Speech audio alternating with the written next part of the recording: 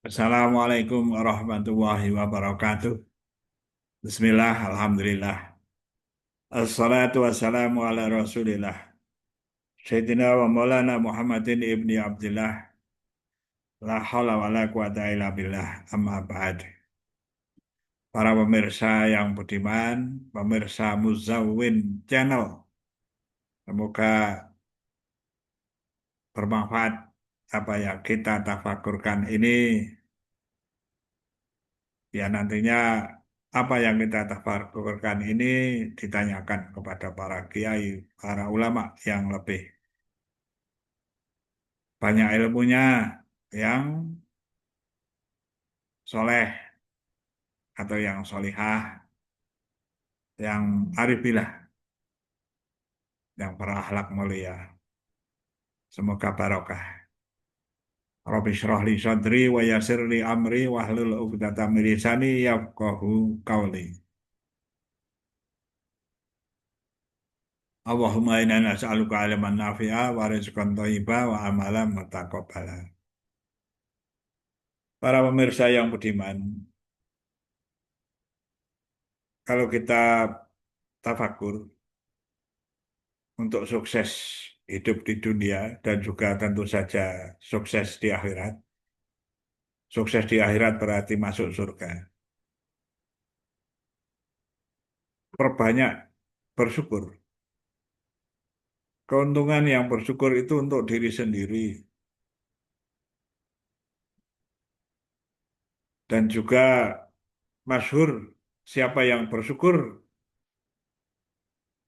akan ditambah nikmatnya. Sudah dikenal, banyak sekali dijelaskan oleh para kiai, para ustadz. Bersyukurlah agar Allah menambah nikmatnya. Ya artinya kalau orang yang tidak bersyukur, terus setiap kali tidak bersyukur, ya sama halnya seperti menghalangi nikmat yang mau datang, tidak diberikan. Ya karena itu bersyukurlah, banyak bersyukur sehingga Allah akan menambah nikmatnya. Fadhkuruni adzkurkum washkuruli wala takfurun. Nah, ini juga sebagai suatu pedoman dalam kaitannya bersyukur. Karena itu ingatlah kamu kepadaku, niscaya aku ingat kepadamu. Dan bersyukurlah kepadaku. Dan janganlah kamu mengingkari nikmatku itu. Jadi semua nikmat ini diberi oleh Allah. Karena itu mensyukuri nikmat itu penting. Ya. Ya banyak sekali manfaatnya. Manfaatnya untuk diri sendiri. Itu disebutkan dalam surah Luqman di ayat ke-12. Itu ada ungkapan waman wama yashkur fa inama yashkuru li nafsi. Dan barang siapa yang bersyukur kepada Allah, maka sungguh ia bersyukur untuk dirinya sendiri. Wama yashkur fa inama yashkuru li nafsi. Bersyukur itu untuk diri sendiri. Ya itu tadi, kalau mau bersyukur akan ditambah nikmatnya. Nah, bagaimana mensyukuri sesuatu?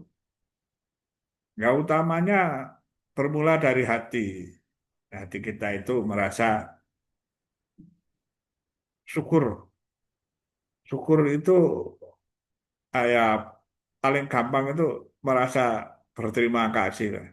Merasa ada sesuatu yang kita itu betul-betul berterima kasih. Ya. Ya, kalau kata terima kasih sebenarnya yang pas kepada manusia, tapi juga ini terima kasih merasa ungkapan apa lagi ini? Ya, terima kasih kepada Allah. Nah, tentu saja penyertanya kan rela, ya, qanaah, ya, dalam hati itu senang apapun yang diberikan itu merasa senang dan menyadari bahwa yang diberikan itu yang kita terima itu dari Allah. Misalnya kita minum, kita menyadari, ya Alhamdulillahirabbil alamin, ini air, ini minum ini dari Allah untuk saya. Lalu bersyukur. Ya ungkapannya Alhamdulillahirabbil alamin. Ya jadi di dalam hati itu bentuk yang lebih daripada yang tadi itu mengucap Alhamdulillahirabbil alamin. Segala puji hanya bagi Allah saja yang telah memberi saya nikmat itu. Nah, biasakan dengan mengucap Alhamdulillahi Rabbil Alamin. Minimal dengan ucapan Alhamdulillah. Syukur dengan tambahi wa syukurulillah. Dan saya syukur pada Allah. Ya. Nah, itu ungkapan-ungkapan. Ungkapan-ungkapan orang yang bersyukur. Allah tidak akan menyiksa orang-orang yang bersyukur. Nah, ini ada di sinyalir di surah An-Nisa ayat 147. Ma yaf'alu wahu bi'adzabikum in syakartum wa amantum wa kana Allahu syakiron alima. Mengapa Allah akan menyiksamu jika kamu bersyukur dan beriman? Dan Allah adalah maha mensyukuri lagi maha mengetahui. Ya mari kita tafakur lagi. Sebenarnya yang lebih tinggi lagi adalah kalau kita ya juga beriman. Nah, karena bersyukur dan beriman menjadi lebih nilainya. Ya, karena imannya ini juga derajat imannya bermacam-macam. Ya, iman yang semakin kuat lalu bersyukur tentu akan lebih bagus ya bagi seseorang. Nah, karena itu yang bersyukur dan beriman itu Allah tidak akan menyiksa. Dan juga bersyukur itu akan menjadikan sifat yang qanaah. Sebenarnya ini bolak-balik ya. Tapi berlatih dari bersyukur dulu. Seorang yang berlatih setiap kali bersyukur, bersyukur, bersyukur. Nah tadi sudah kita awali. Kalau syukur itu merasa rela, merasa senang, menerima nikmat, ya, cukup, merasa cukup. Nah, semuanya akan mengarah menuju kepada qanaah.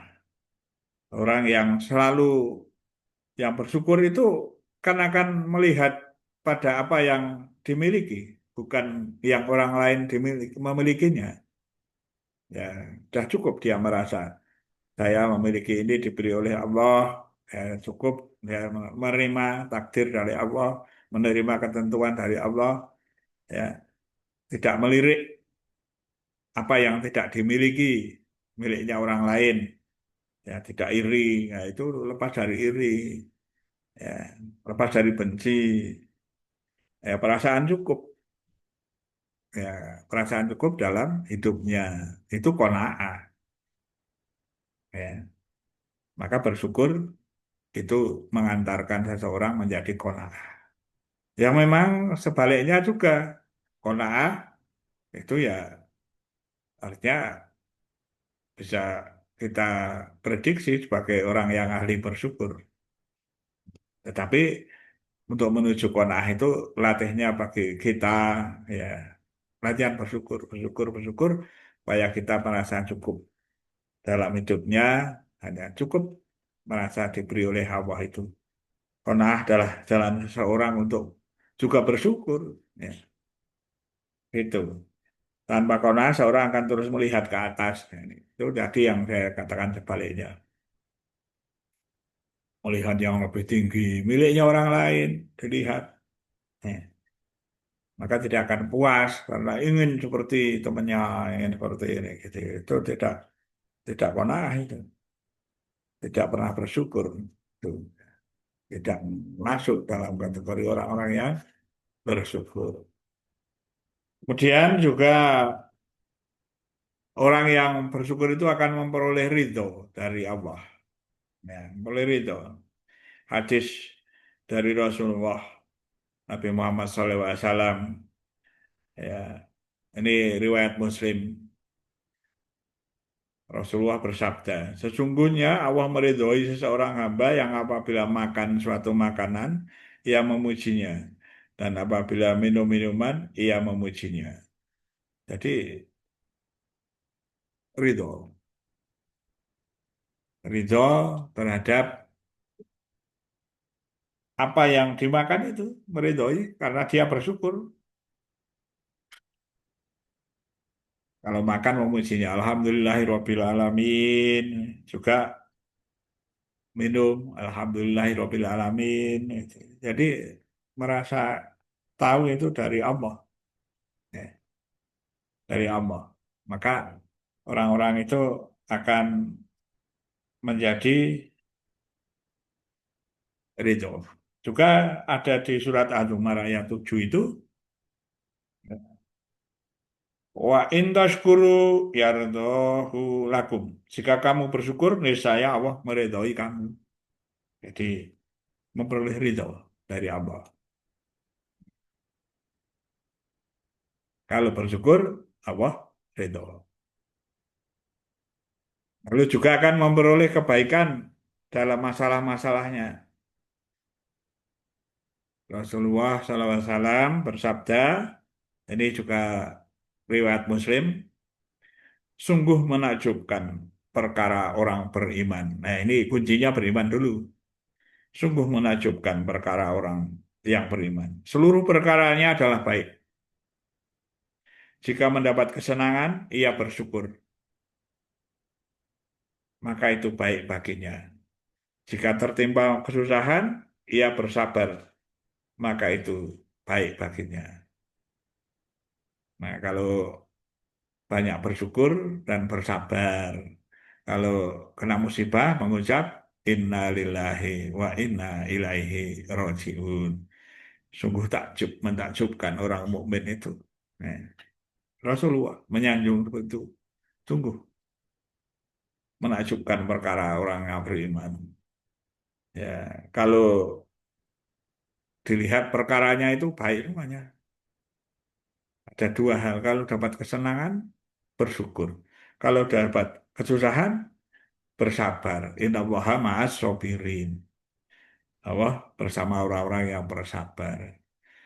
Demikian, saudara-saudara semuanya, semoga bermanfaat dan ditanyakan ya, dicek kepada para kiai, para alim ulama yang soleh atau yang solihah, yang banyak ilmunya, yang arif billah, yang berakhlak mulia. Semoga lebih memperoleh ilmu yang barokah. Allahumma amin.